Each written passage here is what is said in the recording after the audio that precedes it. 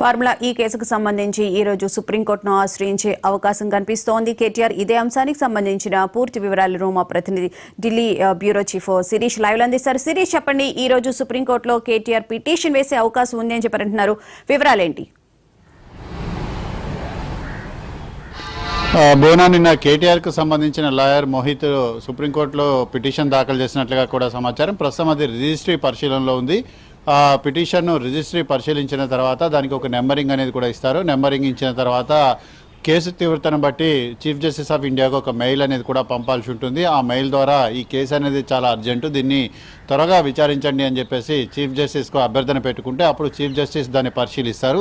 అంటే ఆ కేసు అనేది అత్యవసరంగా విచారించాల్సిన అంశమా లేదా అనే దాని గురించి కూడా ఆయన పరిశీలించి ఒక నిర్ణయం అనేది కూడా తీసుకుంటారు. ఒకవేళ అత్యవసరంగా విచారించాల్సిన అంశం అంటే కనుక అది తన ధర్మాసనం ముందు కానీ లేకపోతే వేరే ఇతర ధర్మాసనాల ముందు కానీ విచారణ జరపమని చెప్పేసి పోస్ట్ చేసే అవకాశం కూడా ఉంది. అప్పుడు దానిపైన విచారణ అనేది కూడా జరుగుతుంది. ఆల్రెడీ తెలంగాణ ప్రభుత్వం ఈ పిటిషన్కు సంబంధించి కేవియేట్ అనేది కూడా దాఖలు చేసింది. అంటే తమ యొక్క వాదనలన్నిటి కూడా వినకుండా కేటీఆర్ దాఖలు చేసిన బెయిల్ పిటిషన్పై ఎటువంటి నిర్ణయం కూడా తీసుకోవద్దు అని చెప్పేసి ఆ కేవియేట్ పిటిషన్ యొక్క సారాంశం. కాబట్టి కంపల్సరీ తెలంగాణ ప్రభుత్వానికి నోటీసులన్నింటి కూడా ఇవ్వాల్సి ఉంటుంది. అంటే తెలంగాణ ప్రభుత్వం అంటే ఏసీబీకి నోటీసులన్నింటి కూడా ఇవ్వాలి. అప్పుడు ఏసీబీ కూడా తన యొక్క వాదనలన్నింటి కూడా వినిపిస్తుంది. వాదనలు వినిపించిన తర్వాత కేటీఆర్కు ముందస్తు బెయిల్ అనేది కూడా మంజూరు చేయాలా లేదా అనే దానిపైన సుప్రీంకోర్టు ఒక నిర్ణయం అనేది కూడా తీసుకోవచ్చు. అంటే ఈ రోజు విచారణకు వచ్చే అవకాశాలు చాలా తక్కువగా ఉన్నాయి. కానీ 1-2 రోజుల్లో మాత్రం విచారణకు వచ్చేలాగా కేటీఆర్ తరపు న్యాయవాదులు ప్రయత్నాలు కూడా చేస్తున్నారు. దీనికి సంబంధించి చీఫ్ జస్టిస్ ఆఫ్ ఇండియాకు అభ్యర్థన పెట్టుకున్నట్లుగా కూడా సమాచారం. So chief justice of India దీనిపై నిర్ణయం అనేది కూడా తీసుకుంటారు. ఇంతకుముందు అయితే సుప్రీంకోర్టులో ప్రధాన న్యాయమూర్తి ధర్మాసనం ముందు కానీ ఇతర ధర్మాసనాల ముందు కానీ కేసు వన్స్ రిజిస్ట్రీలో నమోదైన అంటే రిజిస్ట్రీలో దానికి నెంబరింగ్ అనేది కూడా వచ్చిన తర్వాత అప్పుడు దాన్ని మెన్షనింగ్ చేసే అవకాశం అనేది కూడా ఉండేది. కానీ ఇప్పుడు కొత్తగా సంజీవ్ ఖన్నా చీఫ్ జస్టిస్ అయిన తర్వాత దీనికి సంబంధించిన సిస్టమ్ను మార్చడం కూడా జరిగింది. సో చీఫ్ జస్టిస్ ఆఫ్ ఇండియాకు మెయిల్ పెట్టుకుంటే మెయిల్ పరిశీలించి అప్పుడు నిర్ణయం కూడా తీసుకుంటారని చెప్తున్నారు. సో దీనికి సంబంధించి ఆల్రెడీ మెయిల్ అనేది కూడా పంపారు. కాబట్టి 1-2 రోజుల్లో విచారణకు వచ్చేలాగా చూడాలి. ఎందుకంటే మిగిలిన 4 రోజులన్నింటి కూడా పొంగల్ హాలిడేస్ అనేటివి కూడా ఉంటాయి. కాబట్టి దాదాపుగా సుప్రీంకోర్టు అనేది ఒక 4-5 రోజుల పాటు ఉండే అవకాశాలన్నింటి కూడా లేవు. సుప్రీంకోర్టు కార్యకలాపాలు జరగవు. కాబట్టి ఈ 2 రోజుల్లోనే విచారణ అనేది కూడా జరపాలి. ఈ రోజు ఆల్మోస్ట్ వెడ్నెస్డే కాబట్టి థర్స్డే ఆర్ ఫ్రైడే అంటే రేపు కానీ ఎల్లుండి కానీ 2 రోజుల్లోగా విచారణ జరపమని చెప్పేసి కూడా కోరే అవకాశం ఉంది. సో దానికి సంబంధించి ప్రయత్నాలన్నింటి కూడా చేస్తున్నారు. ఎట్టి పరిస్థితుల్లో ఫార్ములా ఈ కేసులో కేటీఆర్ ముందస్తు బెయిల్ అనేది కూడా ఇవ్వాలి. తెలంగాణ ప్రభుత్వం కక్ష సాధింపు చర్యలకన్నింటి కూడా పాల్పడుతుంది. రాజకీయపరమైన కక్ష సాధింపు చర్యల్లో భాగంగా అరెస్టు చేసే ప్రయత్నాలంటి కూడా ఉన్నాయి, అవకాశాలంటి కూడా ఉన్నాయి. కాబట్టి బెయిల్ అనేది కూడా మంజూరు చేయాలి అని చెప్పేసి కూడా సుప్రీంకోర్టులో వేసిన పిటిషన్లో కోరినట్లుగా కూడా సమాచారం. సో మొత్తం మీద కూడా సుప్రీంకోర్టులో కేటీఆర్ భవితవ్యం అనేది కూడా ఆధారపడింది. సుప్రీంకోర్టు మరి కేటీఆర్ యొక్క విన్నపాన్ని అంగీకరిస్తుందా లేదా అనేది కూడా చూడాలి. ఒకవేళ సుప్రీంకోర్టులో కనుక సుప్రీంకోర్టులో కూడా కేటీఆర్కు అనుకూలమైన ఫలితం రాకపోతే అప్పుడు మాత్రం కొంత ప్రతికూల పరిస్థితులు అంటే కూడా ఎదురయ్యే అవకాశం ఉంది. ఏదైనప్పటికీ సీనియర్ లాయర్లను నియమించుకొని ఈ కేసును వాదింపజేసుకునేందుకు కేటీఆర్ ప్రయత్నాలు కూడా చేస్తున్నారు. ఇప్పటికే బీఆర్ఎస్ పార్టీకి సంబంధించిన ముఖ్య నేతలను కూడా ఢిల్లీకి పంపించారు. వాళ్ళు కూడా సుప్రీంకోర్టులో సీనియర్ న్యాయవాదులతోటి మాట్లాడుతున్నారు. ఈ కేసును వాదించమని చెప్పేసి వాళ్ళని కూడా కోరుతున్నారు. కాబట్టి ఈ రోజు దీనికి సంబంధించి డిసైడ్ అయ్యే అవకాశాలు ఉన్నాయి. బోనా, అలాగే ఏసీపీ తరపున ఎవరు వాదనలు వినిపించే అవకాశం కనిపిస్తుంది శిరీష్? అంటే ప్రభుత్వం తరపున తెలంగాణ ప్రభుత్వం తరపున అడ్వకేట్ అని రికార్డు ఉంటారు. కాబట్టి ఆయన వాదనలు ఇంటికి కూడా వినిపిస్తారు. అవసరాన్ని బట్టి వాళ్ళు కూడా సీనియర్ లాయర్ను ఎంగేజ్ చేసే అవకాశాలు ఇంటికి కూడా కనపడుతున్నాయి. వన్స్ దీనికి సంబంధించి కేవియేట్ అనేది కూడా దాఖలు చేస్తున్నారు. కాబట్టి కేటీఆర్ పిటిషన్ అడ్మిట్ అయ్యి దాన్ని విచారణకు స్వీకరించిన పక్షంలో తెలంగాణ ప్రభుత్వానికి నోటీసులు ఇస్తారు. అప్పుడు నోటీసులకు సమాధానం చెప్తూ సీనియర్ న్యాయవాదులను కూడా తెలంగాణ ప్రభుత్వం నియమించే అవకాశాలు ఉంటాయి. Right, thank you Sirish.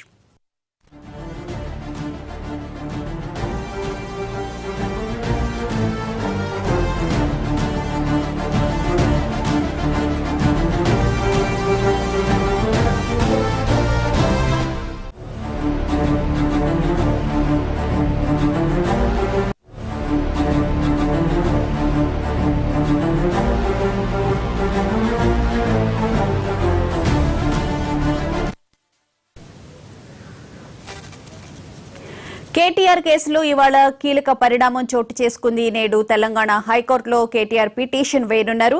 న్యాయవాది సమక్షంలో విచారణ జరిపేలా ఏసీబీకి డైరెక్షన్స్ ఇవ్వాలని కోరుకున్నారు కేటీఆర్. ఇక మాజీ మంత్రి కేటీఆర్ తో పాటు న్యాయవాది సమక్షంలో విచారణ జరపడానికి నిరాకరించింది ఏసీబీ. మరోవైపు రేపు విచారణకు రావాలని కేటీఆర్ కు నోటీసులు ఇచ్చింది. విచారణకు సహకరిస్తామని కేటీఆర్ తెలిపారు. ఇప్పటికే తెలంగాణ హైకోర్టు ఇచ్చిన తీర్పును సుప్రీంకోర్టులో సవాల్ చేశారు కేటీఆర్. ఈ నెల 9న వ్యక్తిగతంగా విచారణకు హాజరు కావాలంటూ కేటీఆర్ కు నోటీసులు ఇచ్చింది ఏసీబీ. ఏసీబీ, ఈడీ నోటీసులకు వ్యక్తిగతంగా హాజరై విచారణకు సహకరిస్తామంటున్న కేటీఆర్ తెలంగాణ హైకోర్టు ఇచ్చిన తీర్పును సుప్రీంకోర్టులో సవాల్ చేశారు.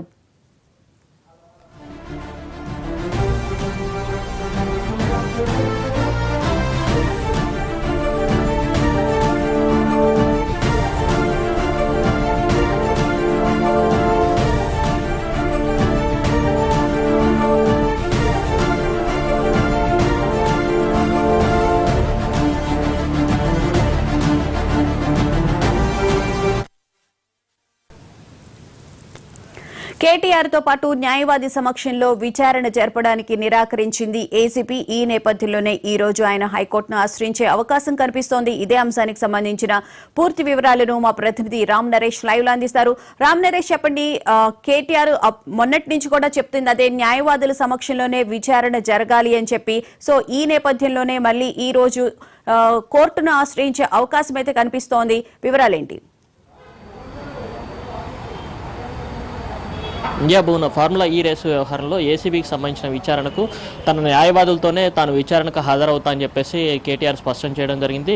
అయితే మొన్న జరిగిన విచారణకు ఆయన వెళ్లడంతో అక్కడ వాళ్ళు పోలీసులు అడ్డుకున్నారు. న్యాయవాదులతో అనుమతి లేదు అని చెప్పేసి కేవలం కేటీఆర్ మాత్రమే హాజరవ్వాలని చెప్పేసి అక్కడ పోలీసులు అడ్డుకోవడంతో దాదాపు 40 నిమిషాల పాటు ఆయన రోడ్డుపైనే ఉన్నారు. ఆయనకు సంబంధించిన అడ్వకేట్స్ కూడా తాము విచారణకు వస్తే ఇబ్బంది ఏంటని చెప్పేసి ఏసీబీ అధికారులతో మాట్లాడటం జరిగింది. అయితే అక్కడ ఏసీబీ అధికారులు అనుమతించకపోవడంతో వాళ్ళకి రిప్లై ఇచ్చిన తర్వాత మరోసారి నోటీసులు ఇవ్వడం జరిగింది. ఏదైతే నిన్న హైకోర్టులో ఏసీబీకి సంబంధించిన క్వాష్ పిటిషన్ కేటీఆర్ దాఖలు చేశారు, దానికి సంబంధించి హైకోర్టు కొట్టివేయడంతో మరోసారి నోటీసులు అయితే ఇవ్వడం జరిగింది. 9వ తారీఖు విచారణకు రావాలని చెప్పేసి ఏసీబీ అధికారులు నోటీసులు ఇచ్చారు. దీనికి సంబంధించేసి మరోసారి 9వ తారీఖు అంటే రేపు విచారణకు హాజరయ్యేటప్పుడు కూడా తాను అడ్వకేట్స్తోనే విచారణకు అయ్యేందుకు ఆయన హైకోర్టులో ఒక పిటిషన్ మరికొద్ది సేపట్లో దాఖలు చేసే అవకాశం ఉంది. ప్రధానంగా ఏంటంటే విచారణకు తాను తమ అడ్వకేట్ సమక్షంలోనే విచారణకు హాజరవుతాను, లేకుంటే ఈ ప్రభుత్వంపై తనకు నమ్మకం లేదు కాబట్టి తాను ఇచ్చిన స్టేట్మెంట్ మార్చే అవకాశాలు ఎక్కువగా ఉన్నాయి కాబట్టి తాను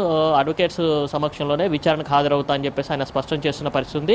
దీనికి సంబంధించి ఆయన లీగల్ టీంతో కూడా చర్చలు జరిపారు. మరికొద్ది సేపట్లో ఆ లీగల్ టీము హైకోర్టులో ఒక పిటిషన్ దాఖలు చేసే అవకాశాలు అయితే ఉన్నాయి. దాన్ని హైకోర్టు అనుమతిస్తుందా లేదని అయితే చూడాల్సిన పరిస్థితి ఉంది. మరోవైపు ఏదైతే quash petition ACB quash petition high court కొట్టేసిందో దానికి సంబంధించి నిన్న లీగల్ టీము సుప్రీంకోర్టులో కూడా ఒక పిటిషన్ దాఖలు చేసింది. ఏసీబీ కేసు కొట్టేయాలని చెప్పేసి కూడా ఒక పిటిషన్ దాఖలు చేయడం జరిగింది.